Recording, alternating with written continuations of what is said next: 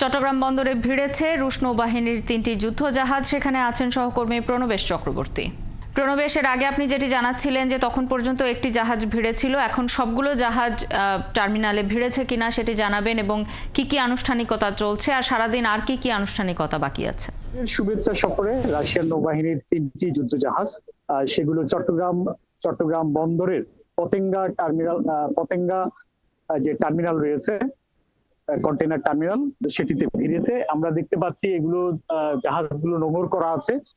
এখন এইগুলো থেকে যারা নাবিক রয়েছেন এবং যারা এখানের এই জাহাজগুলোর সদস্য যারা তারা এবং তাদের প্রতিনিধিরা এখানে নামবেন নিচে, এবং এই জাহাজগুলোকে এরই মধ্যে বাংলাদেশ নৌবাহিনীর যুদ্ধজাহাজ আমাদের জলসীমায় প্রবেশের সাথে সাথে সেগুলোকে স্বাগত জানিয়েছে।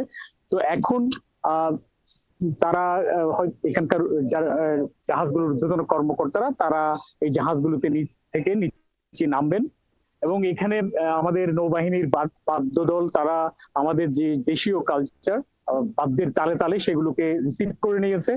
আর রাশিয়ান নৌবাহিনীর একটি ঐতিহ্য রয়েছে বাংলাদেশের সাথে, সেই স্বাধীনতা যুদ্ধ পর থেকে, বিশেষ করে স্বাধীনতা যুদ্ধের পর যখন চট্টগ্রাম বন্দর চ্যানেলে অনেকগুলো মাইন পড়েছিল, কোনো বাণিজ্যিক জাহাজ চলাচলের কোনো পথ ছিল না, তখন রাশিয়ান নৌবাহিনী প্রথম এই বন্দর চ্যানেলটিকে মাইন মুক্ত করার কাজে হাত দেয়, এবং সেখানে তাদের নৌবাহিনীর একজন সদস্য কিন্তু শহীদ হন মাইন বিস্ফোরণে।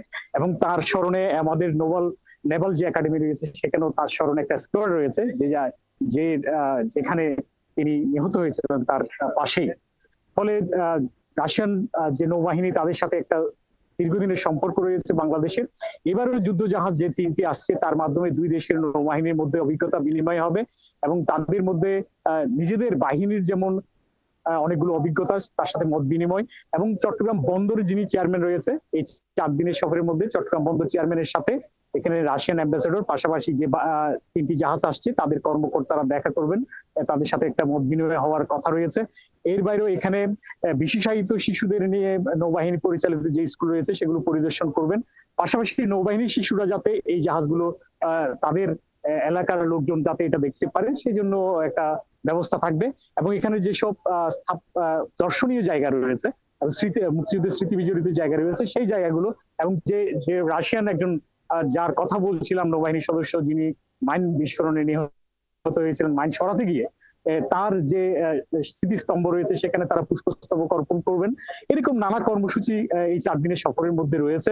তো সব মিলিয়ে দুই দেশের সম্পর্ক উন্নয়ন, সম্পর্ক জোরদার করা, এবং রাশিয়ার সাথে যে আমাদের বন্ধুত্বপূর্ণ সম্পর্ক সেই স্বাধীনতা উত্তরকাল থেকে স্বাধীনতা যুদ্ধকালীন এবং পরবর্তী সময়েও সেটি বাংলাদেশের জন্মলগ্ন থেকেই রাশিয়ার সাথে বাংলাদেশের যে বন্ধুত্বপূর্ণ সম্পর্ক, সেই সম্পর্ককে আরো জোরদার করতে এই সফর, যেটি আপনি বলছিলেন। খবর রাখতে থাকুন, প্রয়োজনে ফিরবো।